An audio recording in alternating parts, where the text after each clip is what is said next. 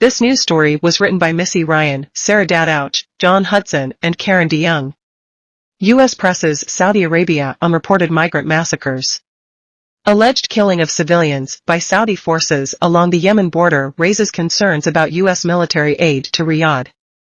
The Biden administration is pressing Saudi Arabia to identify which elements of its security forces are alleged to have slaughtered migrants along the kingdom's border with Yemen, a step that would mark an advance toward determining responsibility for the reported abuses and help the United States establish if it has provided weapons or training to those units. Riyadh has categorically denied the allegations in last week's explosive report from Human Rights Watch, which described widespread killing, maiming and abuse of Ethiopian migrants and asylum seekers by Saudi government forces positioned along the border.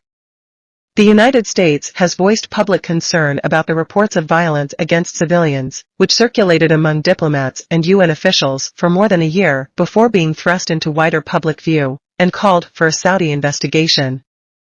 U.S. officials, who spoke on the condition of anonymity to discuss sensitive diplomatic conversations, say they are also pushing the Saudis to identify the units who, according to eyewitnesses and victims, used mortars, small arms fire, and close-range executions to kill hundreds or possibly thousands of people, many of them women and children. Human Rights Watch, which analyzed video and satellite imagery and interviewed survivors in incidents dating back to early 2022 for its report, said the abuses could amount to crimes against humanity if they occurred as part of a government policy. Michael Ratney, Washington's ambassador to Riyadh, discussed the allegations with Saudi leaders this month, before the report's publication, seeking to convey what a senior State Department official described as the seriousness of the allegations that were going to be made public, and the importance of the Saudis taking this seriously. The Saudi government responded to the allegations in the Human Rights Watch report by denouncing the politicized and misleading reports, launched repeatedly for suspicious objectives. U.S. officials declined to say what actions the Biden administration might take if the Saudi government continues to rebuff American appeals. But, the State Department official said, "We will not let up in terms of our own concern about how this has been handled and in our determination that there should be an investigation." The Biden administration, which counts Saudi Arabia as its largest single customer for foreign military sales, has sought to distance itself from components of the kingdom's border guard, which is primarily responsible for securing the country's frontier. But officials confirmed in the wake of the report's release that the U.S. Army conducted extensive training of the border guard over a span of 8 years, beginning in 2015 and concluding only last month. Defense and State Department officials said the 8-year program, executed by the Army's Security Assistance Command, USASAC, focused on the Maritime Division of the Saudi Border Guard, training troops in infrastructure protection and maritime security. They acknowledged that they cannot rule out that American training or arms may have gone to the forces behind the alleged migrant attacks, because, like researchers and UN officials, they have not been able to independently identify which units may have been involved, and Saudi Arabia has not been forthcoming with details. That means they cannot be sure that other forces that have been positioned along the Yemeni border, including the Royal Saudi Land Forces, as the army is known, were not involved. The United States has long sold heavy weaponry to the Saudi army, including Abrams tanks, armored vehicles, and artillery. Another senior State Department official said the administration has been looking back and scrubbing past American security cooperation with Saudi Arabia to determine if there were any ties to the ground component of the country's border guard. The remote location of the alleged killings, along a rugged area of the Saudi-Yemeni border deemed too dangerous for routine travel by U.S. personnel, has also hampered further investigation. "There are limits to our information as to what's going on at that border, what we can see and what we know," the official said. "That's all the more reason to have additional transparency and investigation, to ensure that we can understand what's happened there and make sure that we appropriately address any indications." Nadia Hardman, a researcher at Human Rights Watch who wrote the report, said that any government providing weapons or training to foreign security forces with histories of civilian harm should insist on effective means to ensure their backing doesn't enable illicit behavior. "It isn't exactly a secret that Saudi Arabia has an appalling human rights record," she said. "This should have been a minimum requirement." The report adds to suspicion among some U.S. lawmakers about the administration's links to Saudi government forces. Representative Gregory W. Meeks, Democrat, New York, the top Democrat on the House Foreign Affairs Committee, said he was deeply concerned about the alleged violence and said he had requested information from the administration about its response and any U.S. ties with the forces involved. Saudi forces must immediately cease these brutal, unjustified actions and respect international law and basic human rights of migrants, he said in a statement. The Saudi embassy in Washington did not respond to a request for comment.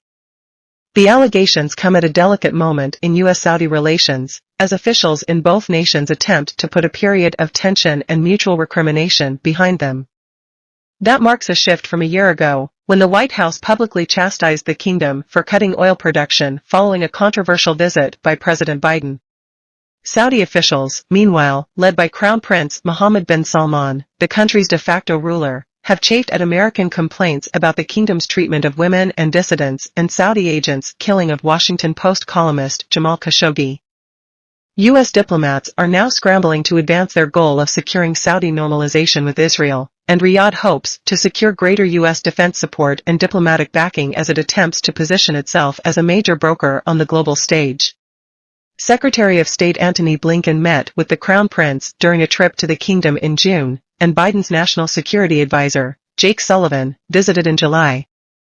Saudi Arabia remains a key American ally in regional security and a close partner in the effort to contain Iran, despite making tentative steps toward rapprochement with Tehran and a growing relationship with Beijing. While some direct U.S. military support to the kingdom was curtailed after the Saudi Air Force was found to have bombed civilians in Yemen, a massive program of U.S. arms sales, worth more than $140 billion, continues. American officials also hope to steer Saudi Arabia's long war with Iranian-linked Houthi forces in Yemen to a close. Amid the carnage and deprivation, tens of thousands of desperate migrants from Ethiopia, displaced and endangered by civil conflict in their own country, have made the perilous journey to Yemen in hopes of crossing into Saudi Arabia. Migrants affected by the attacks alleged in Human Rights Watch's report, while unable to identify precise units, described seeing Saudi military uniforms and characterized those involved as border guards.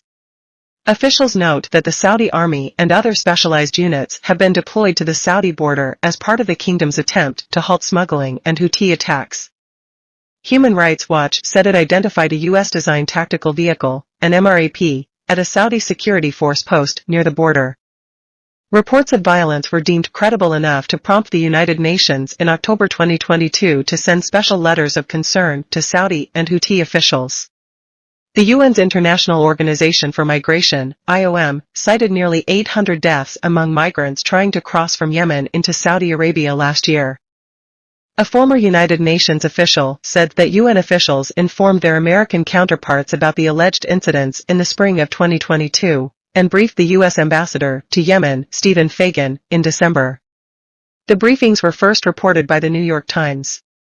Senior State Department officials raised the allegations with their Saudi counterparts and called for an investigation in January, noting that initial U.S.-Saudi discussions about the matter went back as far as summer 2022. Officials said that the alleged abuses were raised by a senior U.S. official at the United Nations in January and referenced in the department's annual human rights report in March. But the administration did not reveal its conversations with the Saudi government, urging a different response until after Human Rights Watch published its report, and did not acknowledge the training of the National Guard's Maritime Division until well after its release. In its statement last week, the Saudi government blamed violence against migrants on armed groups that tried to force them to enter the kingdom, and said it had provided medical care to victims. Researchers and UN officials have cited reported exploitation and abuse of migrants by smugglers and Houthi authorities, who they say have sometimes used migrant convoys as a means to strike at Saudi Arabia. But they point to the greater loss of life from the widespread use of force by Saudi border guards. U.S. officials are calling for greater scrutiny of abuses against migrants by the Houthis. Because the USASAC training occurred under the United States Foreign Military Sales Program, meaning it was paid for by the Saudi government, officials said it does not require specialized vetting under the Leahy Law, which bars defense or State Department funds from being used for training, equipment, or other aid to foreign units if it is determined that there is credible information they have committed a gross violation of human rights. Officials said that while foreign-funded training isn't subject to Leahy vetting, such programs undergo a parallel human rights review designed to avoid involvement with problematic units. Tim Reeser, who served as a longtime foreign policy aide to former Senator Patrick J. Leahy, Democrat, Vermont, who wrote the law, said that while the Leahy restrictions might not technically apply, an administration would be hard-pressed to argue aid should continue in a situation where there is credible information of these types of crimes. Dadouch reported from Beirut.